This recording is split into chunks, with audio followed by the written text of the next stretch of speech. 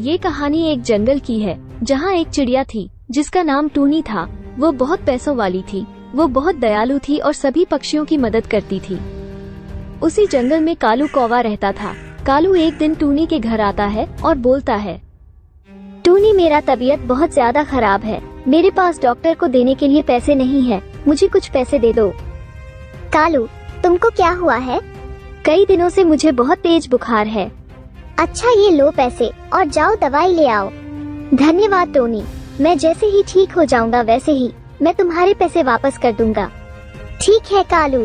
कालू कौवा पैसे लेकर चला जाता है और सारा पैसा दारू पीकर के खत्म कर देता है।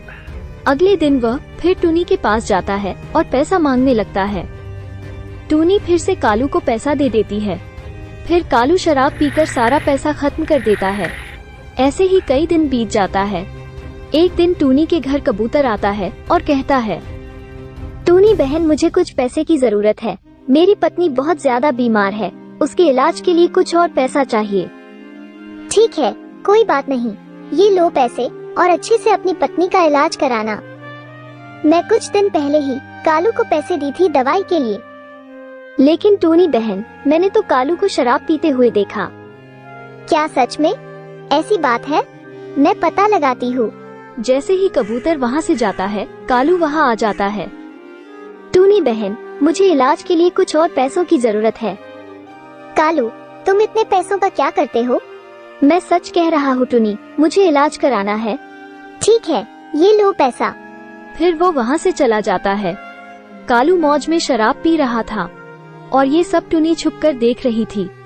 फिर वो उसके पास जाती है। अरे कालू, तुम मुझसे रोज पैसे लेकर शराब पीते हो?